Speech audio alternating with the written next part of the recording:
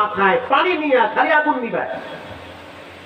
বিশাল অগ্নিকুণ্ড, তাফসীরে আসছে প্রায় 12 কিলোমিটার লম্বা। 3 কিলোমিটার উপর থেকে যদি কোনো পাখি যেত সেটা ভুনা হয়ে যেত। একজন ব্যক্তির জন্য এত বড় অগ্নিকুণ্ড নমরুদ সাজাইছে। ব্যাঙ আইসা বারবার প্রস্রাব করে সেই আগুন নিবাইতে চায়। প্রশ্ন করা হইল, হে ব্যাঙ, ক্ষুদ্র একটা প্রাণী, অথচ তুমি বারবার প্রস্রাব করে ইব্রাহিমের আগুন নিবাইতে চাও, তোমার দ্বারা কি কোনোদিন সম্ভব? ব্যাঙ জবাব দেয়, আমি ভালো করে জানি আমার দ্বারা সম্ভব না, কিন্তু আমি আল্লাহরে দেখাইতে চাই, ও মালিক, আমি কিন্তু ইব্রাহিমের পক্ষে আছি। কারণ ইব্রাহিম নবী যেই স্রষ্টার সৃষ্টি, আমি ব্যাঙও সেই স্রষ্টার সৃষ্টি। আল্লাহু আকবার। প্রিয় ভাইয়েরা আমার, এজন্য সব সময় হকের পক্ষে, ন্যায়ের পক্ষে, কোরআনের পক্ষে থাকতে হবে। ইনশাআল্লাহ বলেন। সমাধান চাও যদি জীবনে মরণে, ফিরে যাও খুঁজে নাও চোখ রাখো কোরআনে। সমাধান, ও সমাধান, তবেই পাবে সুখ শান্তির ঠিকানা, যদি মেনে নাও তুমি মনে প্রাণে। সমাধান, ঠিক না ব্যক্তি? সমাধান চাও যদি জীবনে মরণে, ফিরে যাও খুঁজে নাও চোখ রাখো কোরআনে। সমাধান এ বাণী সকলের নয় শুধু মুমিনের, যারাই চলবে মেনে ফল পাবে কোরআনে। এ বাণী সকলের নয় শুধু মুমিনের, যারাই চলবে মেনে ফল পাবে কোরআনে। ঘরে বলো কিংবা রাষ্ট্রে বলো, অশান্তি দূর করে শান্তি আনে। সমাধান, নারায়ে তাকবীর। যাহার পরশ পে পাথর হলো, সোনা সন্দেহ ভুল নেই, যার একটি কণা। যাহার পরশ পে পাথর হলো, সোনা সন্দেহ ভুল নেই, যার একটি কণা। এ যে একটি বিপ্লব, পিছে ফেলে যত সব এগিয়ে চলে সে যে অগ্রপণে। সমাধান, সমাধান চাও যদি জীবনে মরণে, ফিরে যাও খুঁজে নাও চোখ রাখো কোরআনে। সমাধান, ও সমাধান, তবেই পাবে সুখ শান্তির ঠিকানা, যদি মেনে নাও তুমি মনে প্রাণে। সমাধান, সমাধান চাও যদি জীবনে মরণে, ফিরে যাও খুঁজে নাও চোখ রাখো কোরআনে। সমাধান এত চির অম্লান চির মুক্তির ডাক, এ যে মহাবাণী খোদারি কালামে পাক। এত চির অম্লান চির মুক্তির ডাক, এ যে মহাবাণী খোদারি কালামে পাক। এই দুনিয়ায় সেই দুনিয়ায় মুক্তি পাবে তুমি দোজাহানে। সমাধান, সমাধান চাও যদি জীবনে মরণে, ফিরে যাও খুঁজে নাও চোখ রাখো কোরআনে। সমাধান, নারায়ে তাকবীর। সব সমস্যার সমাধান দিতে পারে আল কোরআন। আমরা কোরআনের পক্ষে আছি ইনশাআল্লাহ বলেন। আল্লাহ আমাদেরকে তৌফিক দান করেন, বলেন আমিন। কোরআনের ভিতরে 114 সূরা আছে। প্রত্যেকটা সূরার আলাদা আলাদা কিছু ফজিলত রয়েছে। ঠিক তেমনি ভাবে এরকম একটি সূরা আছে, সূরার নাম হলো সূরা ইখলাস। আল্লাহর রাসূল বলেন, কেউ যদি জিহ্বা লড়াইয়া সূরা ইখলাস একবার পড়ে, মান ক্বারাআ কুল হুয়াল্লাহু আহাদ, একবার যদি পাঠ করে, রাসূল বলেন তার আমলনামায় 10 পারা কোরআনের সওয়াব জমা হয়ে যায়। কেউ যদি সূরা ইখলাস 2 বার তেলাওয়াত করে, তার আমলনামায় 20 পারা কোরআনের নেকি জমা হয়ে যায়। কেউ যদি সূরা ইখলাস 3 বার তেলাওয়াত করে, রাসূল বলেছেন তার আমলনামায় 30 পারা কোরআনের সওয়াব জমা হয়ে যায়। রাসূলুল্লাহর একজন সাহাবীর নাম হলো মুআবিয়া ইবনে মুআবিয়া রাদিয়াল্লাহু তাআলা আনহু। তিনি যুদ্ধের ময়দানে যাওয়ার পথে ইন্তেকাল করেছিলেন। পাহাড়ি অঞ্চল, ইন্তেকালের পরে তার যখন জানাজা হয়েছে, রাসূলুল্লাহ তাকায় দেখলো তার জানাজায় প্রায় 50,000 ফেরেশতারা অংশগ্রহণ করেছে। তাফসীর খুলে দেখেন, লেখা আছে আল্লাহর রাসূল প্রশ্ন করল, জিবরাইল, এত ফেরেশতা তার জানাজায় কেন আসছে? হযরত জিবরাইল বলল, ইয়া নবী আল্লাহ, আপনার এই সাহাবী প্রতিনিয়ত সূরা ইখলাস তেলাওয়াত করত, আর এই সূরা ইখলাসকে বলা হয় শানে ইলাহি। এটা আল্লাহ নিজের পরিচয় দিয়ে দুনিয়ায় পাঠাইছে। যেহেতু সে সূরা ইখলাস ভালোবাসে, তার মানে সে আল্লাহকে ভালোবাসে। আর যে তার রবকে ভালোবাসে, রব তাকে ভালোবাসে, তার সম্মানার্থে তার জানাজায় 50,000 ফেরেশতা পাঠায়া দিছে। ছোট্ট একটি সূরা, কিন্তু অনেক বড় দাম। দুনিয়ায় চলতে যেমন টাকা লাগে, যার টাকা আছে তার মূল্য আছে।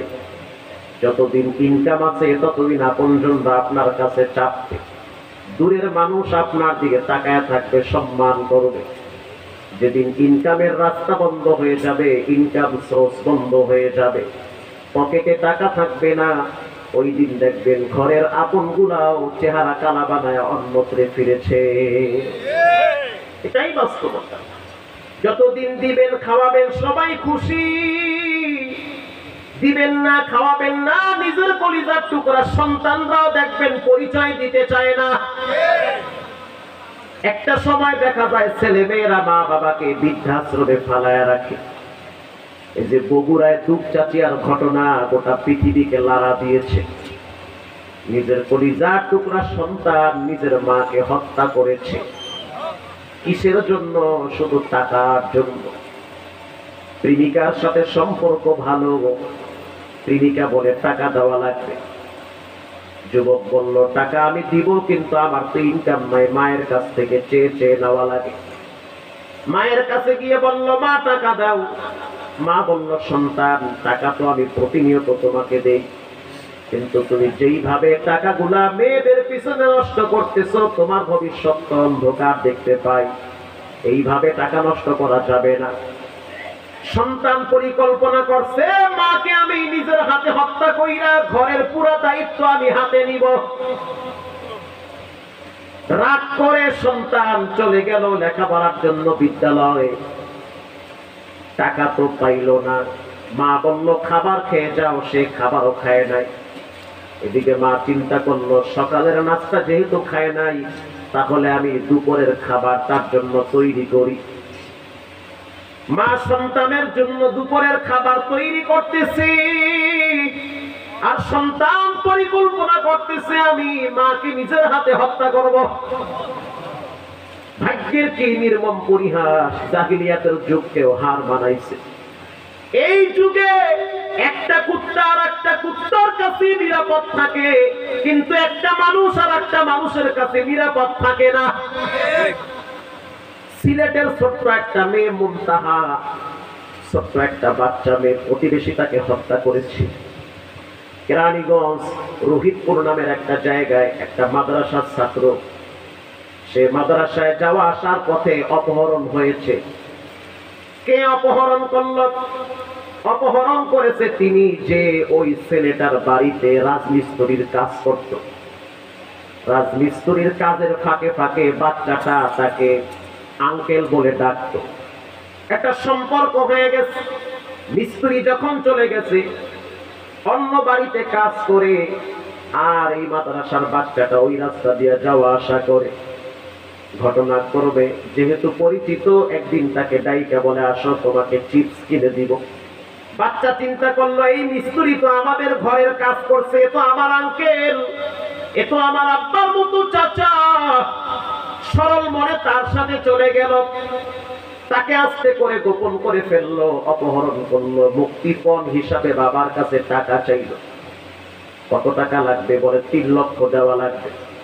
বাবায় বলতে আছে, 3 লক্ষ টাকা দিব, কিন্তু আমার সন্তানের গায়ে যেন একটা টোকা না লাগে। ঘরে আইসা দেখলো কোনো টাকা নাই। মায়ের যত স্বর্ণ ছিল সব বিক্রি কইরা টাকা রেডি করছে সন্তানকে বাঁচাবে। রানীগঞ্জের ঘটনা আমার চোখে দেখা। স্বর্ণ বিক্রি করলো, আর এক জায়গা থেকে ধার করে টাকাগুলা ম্যানেজ করলো, সন্তানকে বাঁচাবে। 3 লক্ষ টাকা জায়গা মতো পাঠায় দিল, সন্তান ফিরাইয়া দাও। এবার তারা সন্তান দেয় না, উৎকণ্ঠা বেড়ে গেল। পরের দিন রাত্র 10টার সময় তাকে দেখতেছে পাশের ডোবা খেতে সন্তানের পাঞ্জাবি পানিতে ভেসে উঠছে। বাবায় তখন দৌড়াইয়া গিয়া সন্তানটারে জড়ায় ধরে চিৎকার মারছে, তো আমার কলিজার টুকরা সন্তান আবু হাবিব। এমন একটা সময় পার করতেছি কোথাও কোনো নিরাপত্তা নাই, নিজের ঘরেও মানুষ আজকে নিরাপদে বসবাস করতে পারে না। কে শত্রু কে বন্ধু চিনা বড় কঠিন। স্বার্থে আঘাত লাগলে আপনজনরাও দুশ্মন হয়। আসতে বলবেন না, জোরে বলেন ঠিক না ব্যাটি? কে আপন? এই বর্তমান যুগে আপনার একমাত্র আপন হবে কোরআনওয়ালা ওলামায়ে কেরাম। আসেন, মাদ্রাসার দরজা খোলা আছে, সঠিক পরামর্শ আপনাকে দিবে। প্রথম পরামর্শ হলো আপনি আপনার সন্তানকে রবকে চিনান, আপনার মেয়েকে রবকে চিনান, রসুলকে চিনান। ছেলে মেয়ে দেখবেন রব চিনলে, রসুল চিনলে মা বাপকেও চিনবে। প্রিয় ভাইরা আমার, এজন্য বেশি বেশি কোরআনের সাথে সম্পর্ক রাখেন, সন্তানগুলারে কোরআনওয়ালা বানান। যারা কোরআনের সাথে সম্পৃক্ত তাদের সাথে একটা সুসম্পর্ক গড়ে তোলেন। এমন একটা সময় পার করতেছি যেই সময়টার ভিতরে মানুষত্ববোধ মানুষ হারিয়ে ফেলেছে। 10 টাকার জন্য মানুষ মানুষকে হত্যা করে। জাহিলিয়াতের যুগে 6 বছরের বাচ্চা ধর্ষণ হয় নাই। বর্তমান সোনার বাংলাদেশে 5 বছরের বাচ্চা মেয়েটাও ধর্ষণ হয়। এই ধর্ষণ কোনোদিন বন্ধ হবে না, লুটতরাজ কোনোদিন বন্ধ হবে না, ব্যাংক ডাকাতি বন্ধ হবে না, দেশের টাকা বাহিরে পাচার হওয়া বন্ধ হবে না। তবে বন্ধ হওয়ার জন্য একটা বিধান লাগবে, সেটা হলো কোরআনের বিধান। যখন কোরআন দ্বারা একটা বিধান প্রতিষ্ঠিত করা হবে, কেউ যদি জিনা ব্যভিচারে লিপ্ত হয়, সে যদি বিবাহিত হয় তাকে পাথর মেরে শেষ করে দাও। আর যদি অবিবাহিত হয় তাহলে তাকে 80টা দোররা মারো। বিধান কার? কেউ যদি চুরি করে তার হাতটা কেটে দাও। আমি তো সৌদি আরব দেখছি, একবার না একাধিকবার আমি সৌদিতে গেছি। অনেক উল্টা পাল্টা আছে, কিন্তু দেশের সার্বভৌমত্ব একটা, দেশের ফিটনেস ঠিক আছে। কোটি টাকার সম্পদ ফালায় রাখে, কেউ ধরে না। সম্পদে হাত দেওয়ার আগে বারবার চিন্তা করে হাত তো কাটা যাবে, হাত কাটা যাবে। কারো গায়ে আঘাত করার আগে চিন্তা করে যদি আমার টোকায় সে মারা যায় তাহলে আমাকে মৃত্যুদণ্ড দিবে। গত 2 বছর আগে আপনারা পত্রিকায় দেখছেন একজন মতুয়ার সন্তান, একজন শেখের সন্তান, আরবের এক ধনী ফ্যামিলির সন্তান, যার অসংখ্য অগণিত সম্পদ রয়েছে। বখারের সন্তান, সে গ্রাম্য এক রাখালের ছেলেকে হত্যা করেছে, চাকু বের করে ড্যাগার মেরেছে। ও বুঝতে পারে নাই যে মারলে মরবে।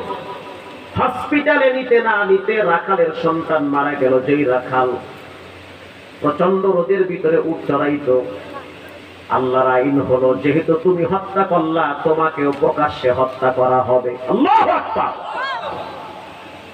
এলাকার সবাই মিলে চলে গেল সেই রাখালের বাড়িতে। যাওয়ার পর অনুরোধ করে বলতে আছে, তোমার সন্তানের ওজন অনুযায়ী তোমাকে স্বর্ণ দেওয়া হবে, সম্পদ দেওয়া হবে। তারপরেও তুমি একটু বলো যে আমি আমার সন্তান হত্যার বিচার চাই না। এবার রাখাল বলতে আছে, আমি আমার সন্তান হত্যার বিচার চাই, খুনের বদলা খুন। এই বিচার কার? খুনের বদলা খুন, হত্যার বদলা হত্যা। কেন হত্যা করলো? বিচার হবে আল্লাহর আইনের বিচার। এবার তাদের দামি সম্পদ, মাথার বেরি, মাথার বেড়িটা আরবদের কাছে সবচেয়ে দামি, লাল রুমালটা বড় দামি। তারা যে মাথায় লাল রুমাল পরে ওটা বড় সম্মান। আরবের অসংখ্য শেখরা মাথার লাল রুমাল খুলে রাখালের কদমে রাখছে। দেখ আমাদের মাথার দামি সম্পদ তোর পায়ে রাখছি, সন্তান হত্যার বিচার মাফ কইরা দে, যা লাগবে সব দিব। রাখাল জবাব দিতেছে, আমার সন্তান হত্যার বিচার আমি এজন্য চাই, পরবর্তীতে যেন আর কোন মায়ের বুক খালি না হয়। আল্লাহু আকবার। প্রিয় ভাইয়েরা আমার, একজন মুসলিম হিসেবে ঐক্যবদ্ধভাবে আওয়াজ তুলতে হবে, এই জমিনের মালিককে। চিৎকার মেরে বলেন, বিশ্বস্ত আসমানের মালিককে, বিস্তীর্ণ জমিনের মালিককে। এবার জানতে চাই, এই জমিনে আইন চলবে কার? আরো জোরে বলেন, কার? আল্লাহর আইন যদি চলতে হয় তাহলে আপনাকে অবশ্যই কোরআনকে সংবিধান হিসেবে মানতে হবে। মানুষের পারিবারিক জীবন, অর্থনৈতিক জীবন, রাষ্ট্রীয় জীবন পর্যন্ত যা কিছু প্রয়োজন জানতে চাই কোরআনে আছে না না? প্রিয় ভাইয়েরা আমার, এজন্য সন্তানদেরকে কোরআনওয়ালা বানান। সন্তান ডাক্তার হবে, ডক্টর হবে, ইঞ্জিনিয়ার হবে, প্রফেসর হবে, কোনো অসুবিধা নাই, কিন্তু সন্তানকে প্রথম মেসেজ কোরআন থেকে দেওয়া লাগবে। কাঁচায় না নুইলে বাস, পাকলে করে ঠাস ঠাস। একটা গাছ যদি বেঁকা করে লাগা, 30 বছর পর সেই গাছটা যদি সোজা করতে যান, সোজা হবে? আপনি সোজা হইয়া যাইবেন, গাছ সোজা হবে না। ঠিক তেমনি ভাবে একটা কাদা যদি ওয়ালে লাগান, লাগবে না, পড়ে যাবে, লেগে যাবে। এই কাদাটা যদি রোদে শুকাবার পর আবার ওয়ালে মারেন, লাগবে না, পড়ে যাবে? পড়ে যাবে না, শুধু আপনার নাকে এসে পড়ার সম্ভাবনা আছে। একই তো কাদা, দেওয়ালে লাগাইছেন, লাইগে গেছে, রোদে শুকাইছেন, শক্ত হয়ে গেছে। তো ছোট বাচ্চারা এরা হলো কাদার মতো। আপনার বাচ্চা, আমার বাচ্চা, এরা হলো কাদার মতো। এদেরকে যা শিখাইবেন এরা তাই শিখবে। এরা আপনাকে ফলো করে, আপনি না। বাপ যদি সন্তানের সামনে বিড়ি টানে, ওই সন্তান বাবার সামনে গাঞ্জা টানার সম্ভাবনা আছে। আর বাপ যদি ছেলের সামনে মেসওয়াক করে, ওই সন্তান বাবার আদর্শ নিয়ে বড় হয়। আজকে আমাদের মুরব্বীদের পকেটে বিড়ি পাওয়া যায়, গুড় পাওয়া যায়, জর্দা পাওয়া যায়, কিন্তু মেসওয়াক, আতর পাওয়া যায় না। এটাই সবচেয়ে বড় সমস্যা। হাদিসে আসছে, আরবাউন সুনানুল মুরসালিন, সব নবীদের আদর্শ ছিল 4টা। এর ভিতরে অন্যতম একটি আদর্শ হলো আসওয়াক। সব নবীরা মেসওয়াক করত। সুবহানাল্লাহ বলে, সব নবীরা মেসওয়াক করত। মাদ্রাসার ছাত্র ভাই যারা আছে, নিয়মিত মেসওয়াক করেন, কণ্ঠ ভালো থাকবে, জিহ্বা ভালো থাকবে, গলা ভালো থাকবে। আল্লাহু আকবার। নিয়মিত মেসওয়াক করেন। এজন্য বাবা যেটা করে সন্তান সেটা ফলো করে। প্রত্যেকটা সন্তানের কাছে তার বাবা হলো সবচেয়ে প্রিয়। বাবার বাহ্যিক সুরত থেকে সন্তান এটা শিখতে থাকে। বাবাই যদি নামাজের টাইমে মসজিদে যাওয়ার জন্য ব্যস্ত হয়, আল্লাহর কসম ওই ঘরের সন্তানরা মসজিদে যাওয়ার জন্য ব্যস্ত হয়ে যায়। বাবাই যদি মাগরিবের টাইমে বলে আজান হইছে, মসজিদে যাই, ছোট্ট বাচ্চাটা বলবে আমিও তোমার সাথে যাব। আর যেই ঘরের মা কোরআন শরীফ পড়ে, নামাজ পড়ে, দেখবেন বাচ্চাগুলাও মায়ের সাথে ওই আচরণ শিখে। কিন্তু এমন একটা সময় পার করতেছি, যেই সময়টার ভিতরে মা পেটে বাচ্চা নিয়া কিরণমালার জি বাংলার সিরিয়াল পাল্টায়, কথা কন না? আর পেটের বাচ্চার উপরে এটার প্রভাব পড়ে। বাচ্চা দুনিয়াতে আসার পরে টিকটক না দেখাইলে সে ভাত খাবে না। খামো না, মরে গেল খাবো না, শহীদ হয়ে যাবো, তাও খাবো না। আগের যুগের মায়েরা পেটে বাচ্চা আসার সাথে সাথে ঘরে গোপন হয়ে যেত, কেউ যেন বুঝতে না পারে যে আমার পেট বড় হয়েছে আর মানুষ আমার দিকে তাকাবে। আর এখনকার যুগের মায়েরা পেটে বাচ্চা আসার পরে ফেসবুকে ছেড়ে দেয় সুবহানাল্লাহ।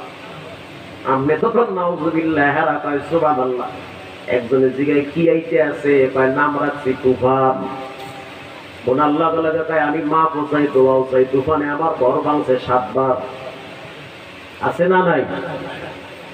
আগের যুগের মহিলারা পেটে বাচ্চা নিয়ে বসে বসে কোরআন পড়ত। বর্তমান চিকিৎসাবিদ বিজ্ঞানরা বলে, ডাক্তার বলে, মা যেটা করে ওটার প্রভাব বাচ্চার উপরে পড়ে। মা যদি বেশি হাসাহাসি করে, বাচ্চা দুনিয়াতে আসার পরে হেও মোটামুটি আধা মেন্টাল হয়ে যায়। মা যদি পেটে বাচ্চা নিয়ে চুরি করে, ওই বাচ্চার ভিতরে কিছু স্বভাব, চুরির স্বভাব চলে আসে। মা যদি পেটে বাচ্চা নিয়ে ঝগড়াটি হয়, ওই প্রভাব তার বাচ্চার উপরে পড়ে। আর মা যদি পেটে বাচ্চা নিয়ে মার্কেটে গিয়ে মার্কেট ওয়ালাগুলোকে মুসাফা করে, ওই বাচ্চায় দুনিয়াতে আসার পরে চিপায় চাপায় ফাঁকে ফোকে পাবজি আর ফ্রি ফায়ার নিয়ে ব্যস্ত থাকে। রাগ করতেছেন? মাফ করে দিয়ে, এটাই বাস্তবতা। আর মা যদি পেটে বাচ্চা নিয়ে কোরআন পড়ে, দুনিয়াতে বাচ্চা আসার পরে বাচ্চার উপরে কোরআনের কিছু প্রভাব পড়ে। জন্মের পরে যখন বাচ্চা দেখে মা বসে বসে মাথা ধুলায়া ধুলায়া কোরআন পড়ে, তখন বাচ্চাটাও মায়ের মুখের দিকে তাকায়া থাকে। বাচ্চা পড়তে পারে না, কিন্তু বাচ্চা মায়ের চেহারার দিকে তাকায় আর জিহ্বা দিয়ে বাড়ি মারে। আর মা যখন মাথা ধুলায়, তখন দেখবেন বাচ্চাটাও মাথা ধুলায়। মা যখন নামাজে দাঁড়ায়, দেখবেন বাচ্চা ছেলে মেয়েগুলা মায়ের ডানে বামে দাঁড়িয়ে যায়। মা যখন হাত বাঁধে, বাচ্চা মেয়েটাও হাত বাঁধে। কথা বল না? মা যখন রুকু দেয়, বাচ্চাটাও রুকু দেয়। মা যখন সিজদায় গিয়ে কয় সুবহানা রাব্বিয়াল আ'লা, বাচ্চাও তখন সিজদায় গিয়ে মাথাটা লাগায় দেয় না, বরং মায়ের চেহারার দিকে তাকায় থাকে। যখন মা দেখে ঠোঁট নাড়ায়, তখন বাচ্চাটাও ঠোঁট নাড়ায়। ওই আদর্শ, ওই শিক্ষা বাচ্চার ভিতরে মায়ের মাধ্যমে পায়। এজন্য প্রত্যেকটা সন্তানের জন্য প্রথম মাদ্রাসা হলো তার মায়ের কোল। প্রিয় গার্জিয়ান ভাইয়েরা আমার, আমি আমার আব্বারে দেখছি সকালবেলা চিকন কঞ্চি নিয়ে মসজিদের বারান্দায় বসে থাকতো। একদিন যদি ফজরের টাইমে দেরি করে যাইতাম, বাবায় পাছার কাপড় টান কইরা 3টা বাড়ি মারত।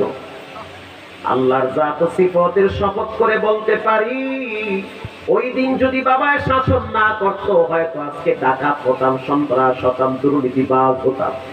কিন্তু ওই দিন বাবায় কোরআনের ব্যাপারে, নামাজের ব্যাপারে, শরীয়তের ব্যাপারে শক্ত ছিল, কোনো ছাড় নাই। মাকে 144 করে জানিয়ে দিয়েছে, সাবধান, বাহিরে আমি পরিশ্রম করি, ঘরে তুমি থাকো। আমার টাকার দ্বারা ঘরে কোনো বেনামাজি লালন পালন হবে না। যদি কোনো বেনামাজি আমার ঘরে থাকে, রাস্তা তোমাকে মাপতে হবে। মা একদিনে সোজা হয়ে গেছে। মায়ের কথা, তোর বাবা বড় শক্ত দিনের মানুষ, প্রচন্ড রাগী মানুষ। কিসের ব্যাপারে? বলে নামাজের ব্যাপারে, কোরআনের ব্যাপারে, আলহামদুলিল্লাহ শরীয়তের ব্যাপারে বাবাই বড় শক্ত।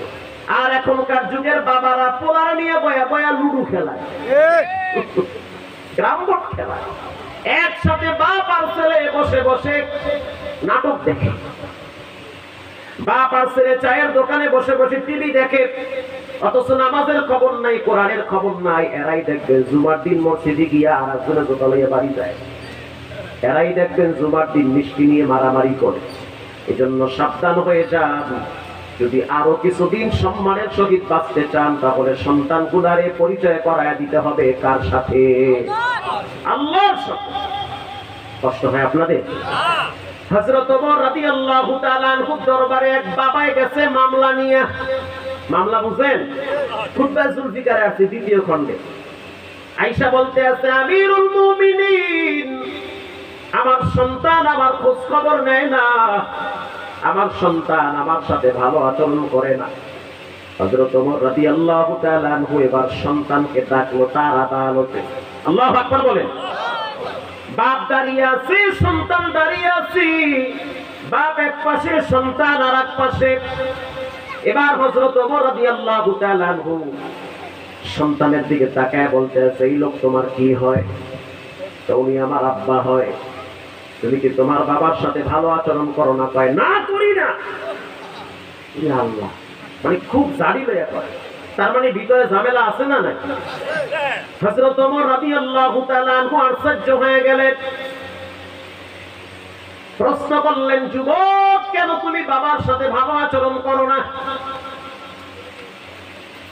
প্রচন্ড রাগী, প্রচন্ড গরম মানুষ হযরত ওমর।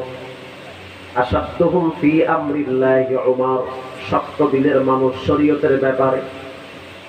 এবার যুবক বলতেছে, আমিরুল মুমিনিন, রাগ করিয়েন না, মাফ করে দিয়েন। আগে আমারও কিছু কথা শুনেন, বাবার কথা শুই না আমার উপরে আপনি রাগ করবেন না। আমি আপনার কাছ থেকে 2-4টা বিষয় জানতে চাই, এরপরে আপনি যা ইচ্ছা বিচার করেন। প্রথম বিষয় হলো, আমি আপনার কাছ থেকে জানতে চাই, দুনিয়াতে বাপ আগে আসছে না ছেলে আগে আসছে? কথা বুঝতেছেন আপনারা? বলুন, কে আসছে দুনিয়াতে আগে? ভুলে আপনাদের এলাকায় পোলা আগে আইছে না তো? বাপ দুনিয়াতে আগে আসছে। বলেন, পৃথিবীর প্রথম আব্বার নাম কি? আদম আলাইহিস সালাম। আমি সারা রাত ঘুমাই নাই, সারা দিনও ঘুমাই নাই, মাথা ঘরে কি বলি নিজে বুঝতে পারি না। তাই প্রবাস করছি কুষ্টিয়া, ফজর করছি ঢাকায়, জোহর করছি হেনাই। এই হলো অবস্থা। এই জন্য কথা বলতে গিয়ে ব্যালেন্স এলোমেলো হয়ে গেলে মাফ করে দিয়ে বলবেন তো ইনশাআল্লাহ। ইনশাআল্লাহ। হযরত ওমর রাদিয়াল্লাহু তাআলা আনহু বলতে আছে, দুনিয়াতে বাপ আগে আসছে। তো বাপ আগে আসছে। এবার যুবক বলতেছে, দায়িত্ব আব্বার আগে না পোলার আগে? হযরত ওমর চিন্তা করলো, মারাত্মক ঝামেলা তো, একটু জটিল কেস। এবার হযরত ওমর বলল, বাপ যে তোমাকে আসছে, দায়িত্ব বাবার আগে। তো কি কি দায়িত্ব বলেন? আব্বাও শুনুক, আমিও শুনি। বলার সাথে সাথে মুরব্বির চেহারা কালা হয়ে গেছে। কয় কি পেস তো আমারও লাগাই দিচ্ছে। এক চাপিয়া মামলা দিয়ে ভাষায় দেব, পোলায় তো দেখি উল্টা ভাষাইছে আমার। ও সন্তান, বাবার প্রথম দায়িত্ব, বাবা সন্তানের জন্য ভালো একটা মা নির্ধারণ করবে। ভালো ফলের আশা করতে গেলে ভালো একটা গাছ লাগাইতে হবে। কথা বল না? তো সন্তান যদি ভালো পাইতে চান, বাচ্চাটা যেই পেটে থাকবে পেটটা ভালো লাগবে। হযরত ওমর একবার গোড়ায় আসছে। বাবার প্রথম দায়িত্ব সন্তানের জন্য ভালো একটা মা নির্ধারণ করবে। এবার যুবক বলতে আছে, আমিরুল মুমিনিন, রাগ করিয়েন না, মাফ করে দেন। বাবার দ্বিতীয় দায়িত্ব কি বলেন? বলে, বাবার দ্বিতীয় দায়িত্ব সন্তানের জন্য ভালো একটা নাম রাখা। এটাও তো বাবায় ঝামেলা করছে। বাবার 3 নম্বরের দায়িত্ব সন্তানের জন্য কোরআন শিক্ষা দেওয়া, কারণ সে যদি কোরআন না শিখে মা বাবার হক বুঝবে না। কথা বল না, সে বুঝবে না কোনটা সঠিক কোনটা বেঠিক, এই মেধা তার থাকে না। এজন্য শিক্ষিত ফ্যামিলির ছেলে মেয়েদের মা বাবারা সবচেয়ে বেশি অবহেলিত। শিক্ষিত, খুব শিক্ষিত, দেশের লেখাপড়া শেষ, বিদেশের লেখাপড়া বাচ্চা খাওয়াইয়া এখন মা বাবা বৃদ্ধাশ্রমে কাঁদতে আসছে। আপনি বৃদ্ধাশ্রমে গিয়ে দেখেন, সব ডাক্তার ব্যারিস্টার জজের বাপ মা ভরে গেছে। এবার হযরত ওমর প্রশ্ন করলো, মুরব্বী, সত্য করে বলো, সন্তানের মায়ের কোত্থেকে আনছো? হুজুর, এক রাখালের বউরে বাগাই আনছে। সুবহানাল্লাহ না নাউজুবিল্লাহ? ও, এই কাম করাই গেলাইছো। 2 নম্বরে সন্তানের কি নাম? বলে, সন্তানের নাম রাখছি হাফেজ। তো মারাত্মক ভেজাল্লা নাম। 3 নম্বরে সন্তানকে কোরআন শিখাইছে। কয়, মুই নিজেও পারি না, সন্তানকে শিখামু কি? কথা, সন্তান তো শেখে নাই। বিচার তো সন্তানের হবে না, বিচার হবে বাপের। এজন্য মুরব্বী যারা আছেন, গার্জিয়ান যারা আছেন, রাগ করবেন না। যত দিন যাইতে আছে, সিচুয়েশন তত ভয়াবহ আসতেছে। প্রথম আপনাকে ঘর ঠিক করা লাগবে, ছেলে মেয়ের সাথে সুন্দর আচরণ করতে হবে কোরআন দিয়ে। সন্তানগুলা যদি দিনদার বানাইতে চান, সর্বপ্রথম আপনাকে সন্তানকে কোরআনের সাথে সম্পর্ক লাগাতে হবে। মুক্তা মেডিকেলে এক ডাক্তার বসে, আল্লামা মুস্তাফুন নবী কাসিমি প্রশ্ন করল, উনি আমার পিছনেও জুমা পড়ে, ওনার পিছনেও জুমা পড়ে। তো মুস্তাফুন নবী সাহেব প্রশ্ন করলো, ডাক্তার সাহেব, আপনি থাকেন কোথায় আর আপনার মা কই থাকে? ডাক্তার জবাব দিল, হুজুর, আমি আমার মায়ের সাথে থাকি। কেমন কথা বলে? হ্যাঁ, সবাই তো বলে যে আমার সাথে আমার বাপে থাকে, আমার মায়ে থাকে। তার মানে মা বাবা থাকার জায়গা পায় না, আমি তারে রাহি। আর আমার চিন্তা চেতনা হলো আমি কেন বড় হব, মা বড়, এজন্য আমি বলি যে আমি আমার মায়ের সাথে থাকি। আল্লাহু আকবার। ঘর ভাড়াটা আমি আমার মায়ের হাতে দেই, আমার মা ঘর ভাড়া পরিশোধ করে। মায়ের মর্যাদা যেন বেশি থাকে, মায়ের মনটা যেন দুর্বল না থাকে, মা যেন মনে করতে না পারে যে আমি সন্তানের কাছে বোঝা হয়ে গেছি। বরং আমি এটাই বুঝাইতে চাই, ও মা তুমি আমার সাথে থাকো না, বরং আমি তোমার সাথে থাকি। এই শিক্ষা আপনি কই পাইছেন? ডাক্তার সব জবাব দিল, এই শিক্ষাটা পাইছি আমি সকালবেলা মক্তবে গিয়ে। তো মক্তবের ওস্তাদ কি বলছে? ওস্তাদ বলেছে আল জান্নাতু তাহতা আকদামিল উম্মাহাত, সন্তানের পায়ের নিচে, মায়ের পায়ের নিচে সন্তানের জন্য জান্নাত রেখেছেন কে? প্রিয় গার্জিয়ানরা সাবধান হয়ে যান, সন্তানদেরকে কোরআনওয়ালা বানান, দিনদার বানান, পরেজগার বানান, আল্লাহওয়ালা বানান। আর সন্তান যারা আছেন জীবনে কোনোদিন মা বাবার সাথে বেয়াদবি করবেন না। এই দুইটা জায়গা হলো আগুন। অনেক জায়গা আছে বেয়াদবি করা, কিন্তু আপনি ঘুরে ফিরে মা বাবার জায়গায় কেন বেয়াদবি করতে চান? মা বাবার জায়গায় যারা বেয়াদবি করে তাদের শেষ পরিণাম মোটেও ভালো হয় না। আমি অনেক বড় মানুষ দেখছি, অনেকের সাথে সম্পর্ক ভালো, কিন্তু মা বাবার সাথে কানেকশন দুর্বল। বারবার মক্কা মদিনায় যায়, কিন্তু মা বাবার সাথে সম্পর্ক খারাপ। বাবার দরবারে গরু নিয়ে যায়, অথচ বছর চলে যায়, মা একবেলা গরুর গোস্ত খাবার পায় না। বিখ্যাত ইমাম মালিক ইবনে দিনার রাহমাতুল্লাহি আলাইহি বলে, উয়ুনুল হিকায়াতে আছে, ইবনুল জাওজি লেখেন, আমি যখন হজের সফরে ছিলাম, মালিক ইবনে দিনার বলেন, আমি হজের সফরে থাকা অবস্থায় হজের কাজ সম্পূর্ণ করে হাতিমে কাবার পাশে আমি একটু তন্দ্রাচ্ছন্ন ছিলাম, ঘুমায় গেছি। ঘুমের ভিতরে স্বপ্নে দেখতেছি যত মানুষ হজ করতে আসছে সবাই হজ কবুল হয়েছে, তবে একজন মানুষের হজ কবুল হয় নাই। তার নাম হলো মুহাম্মদ বিন হারুন আল বলখি। তার বাড়ি হলো বাগদাদে, দেখতে অনেক সুন্দর। সবাই হজ কবুল হয়েছে, কিন্তু মুহাম্মদ বিন হারুনের হজ কবুল হয় নাই। মালিক ইবনে দিনার বলেন, আমি আশ্চর্য হয়ে গেলাম, এত সুন্দর নুরানি চেহারাওয়ালা মানুষ, অথচ তার হজ কবুল হয় নাই। লম্বা জুব্বা, সুন্দর দাড়ি, চেহারায় নূর ঝলমল করে, অথচ তার হজ কবুল হয় নাই। ঘুম ভাঙ্গার পরে আমি খোঁজা শুরু করলাম, কোথায় মুহাম্মদ বিন হারুন? খুঁজতে খুঁজতে খুঁজতে খুঁজতে আমি বাগদাদের কাফেলায় চলে গেলাম। গিয়া বললাম, তোমাদের মাঝখানে মুহাম্মদ বিন হারুন কার নাম? এক যুবক দাঁড়ায় বলতে আছে, সাবধান, তিনি আমাদের শায়েখ হয়, আমাদের মুরব্বী, আমাদের ওস্তাদ। তিনি একজন আল্লাহর ওলি, দিনের বেলায় রোজা রাখে, রাত্রি বেলা তাহাজ্জুদের নামাজে রাত কাটায় দেয়, মাত্র কয়েকটা ঘন্টা ঘুমায়, তাও দিনের শুরুর দিকে। বেশিরভাগ সময় তিনি মুসাফির হালতে থাকে, অনেক বড় আল্লাহর ওলি। মালিক ইবনে দিনার বলেন, তার সাথে আমি একটু জিয়ারত করতে চাই, আল্লাহওয়ালা মানুষের সাথে একটু সাক্ষাৎ করতে চাই। তো এলাকার মানুষ বলতেছে, যারা হজে আসছে তার সফর সঙ্গী, যে তিনি তো জাবালে আবু কুবাইস পাহাড়ে দাঁড়ায় দাঁড়ায় রাত্রিবেলা নামাজে কোরআন তেলাওয়াত করে, ওখানে গেলে হয়তো পাইতে পারে। মালিক ইবনে দিনার বলেন, অন্ধকার রাত, আমি হাঁটতে হাঁটতে হাঁটতে হাঁটতে পাহাড়ের উপরে উঠলাম। উঠার পরে দেখলাম, দূর থেকে দেখা যায় চাদর গায়ে দেওয়া একজন ব্যক্তি দাঁড়িয়ে আছে। তো যেভাবে দাঁড়িয়ে আছে মনে হয় যেন একটা খেজুর গাছ দাঁড়ায় রয়েছে, নড়েও না চড়েও না, মনে হয় একটা কাঠ দাঁড়ায় আছে। আমি দূর থেকে ফলো করছি, দীর্ঘ সময় তিনি দাঁড়িয়ে আছে। আমি যখন তার কাছে গেলাম, তখন বাচ্চাদের মতো ফোঁফানির আওয়াজ পাইতেছি। তো বুঝতে পারলাম তিনি নামাজে দাঁড়ায় দাঁড়ায় কাঁদতেছেন। আমি মালিক যখন তার একেবারেই কাছে গেলাম, গিয়া বুঝতে পারলাম যে তিনি নামাজের ভিতরে একটা ভিন্ন হালতে আছে। একটা ভিন্ন জগতে চলে গেছে, অঝোর ধারায় কাঁদতেছে, চোখের পানি মনে হয় নদী বেয়ে যাচ্ছে।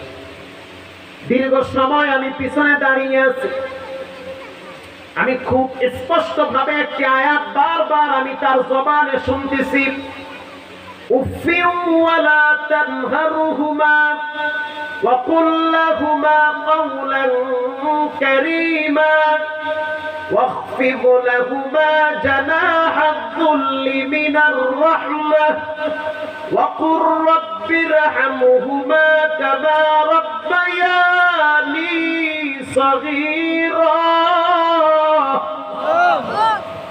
এই আয়াত শোনার পরে আমার হাত পা ঠান্ডা হয়ে গেছে। একটু একই আয়াত বারবার পরে তো আমি পিছনে জোরে একটা কাশ দিলাম, তো হয়তো সে টের পাইছে। কিছুক্ষণ পর আমি দেখলাম তিনি রুকুতে গেল, লম্বা টাইম তিনি রুকুতে কাটাইছে। রুকুর থেকে যখন সোজা হয়ে দাঁড়াইছে, লম্বা টাইম কাটাইলো। এরপরে যখন তিনি সিজদায় লুটিয়ে পড়লো, তাকায় দেখলাম তার চোখের পানি পাথর বেয়ে বেয়ে নিচে পড়তেছে। আমি আশ্চর্য হয়ে গেছি,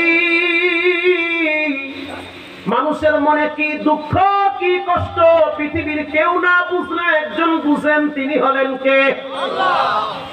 আমি দীর্ঘ সময় তার চোখের পানি দেখার পরে তিনি যখন মাথা উঠাইলেন, সালাম ফিরাইলেন, আমি তখন ঘুরে গিয়ে তার সামনে দাঁড়ায় সালাম দিলাম। সালামের উত্তর দেওয়ার পরে আমি বুঝতে পারলাম তার দুইটা হাত একটা চাদর দিয়া ঢাকা আছে। আমি অনুভব করলাম তার বাম হাতটা বুঝি নাই। তো আমি বললাম, আপনি কি মুহাম্মদ বিন হারুন আল বলখি? বলে জি। আপনি কে? বলে আমি হইলাম মালিক, আব্দুল মালিক। মানুষ বলে দিনার, মালিক ইবনে দিনার। বলার সাথে সাথে তিনি তাকে জড়ায় ধরে হাউমাউ করে কেঁদে দিয়েছে। আপনি তো আল্লাহর ওলি, আপনার কথা আমি অসংখ্যবার আমার বন্ধু বান্ধবের মুখে শুনছি। আপনি আমার কাছে কেন আসছেন? এই কপাল পোড়ার কাছে আপনি কেন আসলেন? কেন আপনি আমাকে দেখতে আসলেন? মালিক ইবনে দিনার বলতে আছে, আমি স্বপ্নে দেখছি সবার হজ কবুল হয়েছে, তোমার হজ কবুল হয় নাই। মুহাম্মদ বিন হারুন চোখের পানি ছেড়ে বলতে আছে, ঠিকই দেখেছেন, আমি 30 বছর ধরে এই কাবার জিয়ারত করি। যতবার আমি বলেছি লাব্বাইক, ততবার গায়েব থেকে আওয়াজ আসে লা লাব্বাইক, লা লাব্বাইক, লা লাব্বাইক। তোমার লাব্বাইক কবুল হয় নাই, কোনো লাভ হবে না। যতই লাব্বাইকের আওয়াজ দাও, কাজ হবে না। তুমি পাওয়ার হাউসে ক্যালসাম লাগাইছো, জায়গা মতো আগুন ধরা দিছো, লাব্বাইকের কোনো লাভ হবে না। 30টা বছর পর্যন্ত বুকের ভিতরে পাথর জমা করে রাখছি, এক বিষাক্ত পাথর আমার বুকের ভিতরে চাপা দিয়ে রাখছি। চোখের পানি লবণ পানি, পানি আস্তে আস্তে শুকায় যাইতেছে, কিন্তু এমন একটা ভুল করছি জীবনে যার কোনো মাসুল নাই। মালিক ইবনে দিনার বলতে আছে, কি করলাম বলো? বলে আমার বয়স যখন 19 বছর ছিল, তখন আমি বখাটে বন্ধু বান্ধবের সাথে আড্ডা মারতাম, রাত্রিবেলা মদ পান করতাম, খারাপ বন্ধু বান্ধবের সাথে তবলাখানায় আড্ডা দিতাম। ঘটনাক্রমে একদিন রাত্রিবেলা মদ পান করে মাতাল হয়ে আমি যখন ঘরে আসছি, ঘরে আসার পরে আমার মা বলতে আছে, বাবারে আজকে হলো রমজানের আগের রাত, এই রাত্রে ছোট ছোট বাচ্চারাও সেহরি খেয়ে রোজা রাখবে, আর আমি এমন একটা সন্তান জন্ম দিছি যেই সন্তান কিনা মদ পান করে সেহরির টাইমে ঘরে আইসা পাগলামি করে, আর তোর মুখ থেকে মদের গন্ধ বের হচ্ছে। এটা বলার সাথে সাথে আমি আমার মায়ের উপরে ক্ষিপ্ত হয়ে মায়ের গালে একটা চর মারছি। যখন আমি চর মারছি, আমার মা তখন মাটিতে পড়ে গিয়েছে। বুড়ি মানুষ, জীর্ণ শীর্ণ মহিলা, মাটিতে যখন পড়ে গেল, তখন আমার মা একটা অভিশাপ দিয়েছে, আল্লাহ এমন সন্তান তুমি কোন মহিলার গর্ভে দিও না, যেই সন্তান মদ খাইয়া সেহরির টাইমে ঘরে আসে, যেই সময় ছোট ছোট বাচ্চারা সেহরি খেয়ে ফজরের নামাজ পড়ে রোজা রাখবে, আর ওই সময়টাতে আমার সন্তান মদ পান করে ঘরে এসে মাতলামি করে। যখন আমার মা বলল এমন সন্তান যেন কোনো মা প্রস্রাব না করে পেটে না রাখে, আমি তখন আমার মাকে 2 হাত উঁচা করে জোরে 2টা ঘুষি মারছি। যখন আমি ঘুষি মারলাম, একটা ঘুষি আমার মায়ের মাথায় লাগছে, আর একটা ঘুষি পাশের একটা গাছে গিয়া লাগছে। আমি তো মাতাল ছিলাম। তখন আমার মা রক্তাক্ত হয়ে মাটিতে পড়ে গেছে। মাটিতে পড়ার পর তখন আমার মা বলতে আছে, যখন তুই পেটে ছিলি তখন তো তুই হাত দিয়া ঘুষা মারছিলি আমার পেটে, যখন বড় হইতেছিলি পেটের ভিতরে পা দিয়া লাথি মারছ, আমি রাত্রিবেলা ঘুমাইতে পারি না। গরমের দিন পাখা দিয়া বাতাস কইরা বড় বানাইছি, প্রস্রাব পায়খানার খাতা মেথরনির মতো সাফ করছি, তোর নরম হাতের উপরে আমি মা চুমা খাইছি। যখন শরীরের ভিতরে পায়খানা লাগাইছো, আমি নিজে আঞ্জা কইরা ধইরা পরিষ্কার কইরা কপালে চুমা দিছি। এত কষ্ট আমি মা তোর জন্য স্বীকার করেছি। আজ তোর হাত যদি শক্ত হয়ে গেছে, আজ তোর শরীরের শক্তি বেশি চলে আসছে, যার কারণে আমার মাথায় ঘুষি বাঁধলি। আমার মা রক্তাক্ত হয়ে গেছে। আমার মা তখন বলেছে, আল্লাহ ওর বিচারটা তুমি না কইরা কবরে নিও না। তখন আমি ক্ষিপ্ত হয়ে আমার মাকে ধরে আগুনের চুলার ভিতরে আমি ফালাইয়া দিয়েছি। আমার মা মৃত্যুবরণ করেছে। মালিক ইবনে দিনার বলেন, সকালবেলা মুহাম্মদ বিন হারুন বলেন, সকালবেলা আমি তাকায় দেখলাম অনেক মানুষ আমার বাড়ির চতুর্দিকে দাঁড়িয়ে আছে, আর আফসোস করে, কেউ থুতু মারে। এমন এক কুলাঙ্গার সন্তান, যেই সন্তান কিনা নিজের হাতে নিজের মায়ের আগুনে ফালায়। ও মালিক ইবনে দিনার, এখন বুঝ আসছে কি করলাম, কি করব বলেন। আত্মহত্যা করা তো মহাপাপ। আমি জইলা কইরা পাথর হয়ে গেছি, আমার জীবন শেষ, আমার উপায়টা কি? আমি ওই দিন নিজের হাত দিয়া, ডান হাত দিয়া, বাম হাতে কুড়াল দিয়া আঘাত করে হাতটারে কেটে ফেলেছি, যেই হাত দিয়া মায়ের চর মারছি। 30,000 দিনার ছিল, সব আল্লাহর রাস্তায় দান করছি। ওই দিন থেকে আমি রাত্রিবেলা ঘুমাইতে গেলে আমার মৃত মায়ের চেহারাটা চোখের সামনে ভাসে, আর ঘুমাইতে পারি না, আমি অসুস্থ হয়ে যাই। এরপর থেকে আমি আর রাত্রিবেলা ঘুমাই না, দিনের বেলায় রোজা রাখি, রাত্রিবেলা নামাজে কাটায় দিই। 30 বছর হজ করি, হজ কবুল হয় না। মালিক ইবনে দিনার বলেন, চলো তাহলে একটা কাজ করি, তোমারে নিয়ে নবীজির রওজার পাশে যাই। ওই জায়গায় গিয়া আল্লাহর নবীর কাছে একটু বলি যে আল্লাহর রাসূল যেন আল্লাহর সাথে এই কথাগুলো জানিয়ে দেয় যে অনেক অনুগত হয়েছে। এবার 2 জন চলে গেল রাহমাতুল লিল আলামিনের রওজা মোবারকে। ওখানে যাওয়ার পর চোখের পানি ছেড়ে অজর দ্বারায় কাঁদতে কাঁদতে আল্লাহর দরবারে মাপ চাইল। রাসূলুল্লাহর দরবারে আইসা সালাম করল, অসংখ্য অগণিত বার ওখানে দুরূদ শরীফ পড়ল। এবার 2 জনে একদিন জান্নাতুল বাকির পাশে ঘুমিয়ে গেল। স্বপ্নে দেখতেছে এক ফেরেশতা আর এক ফেরেশতাকে বলতেছে যে রব্বুল আলামিন মুহাম্মদ বিন হারুনকেও মাফ করে দিয়েছে, তবে কিয়ামতের ময়দানে তার হাতে আর পায়ে শিকল লাগানো হবে। শিকল লাগাইয়া তার মায়ের সামনে টানতে টানতে জাহান্নামের দরওয়াজার সামনে নেওয়া হবে।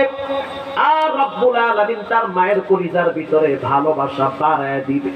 তখন মা চিৎকার মেরে বলবে, আল্লাহ আমি আমার এই মুহাম্মদ বিন হারুনকে মাফ করে দিয়েছি, ওরে আপনি শাস্তি দিয়েন না।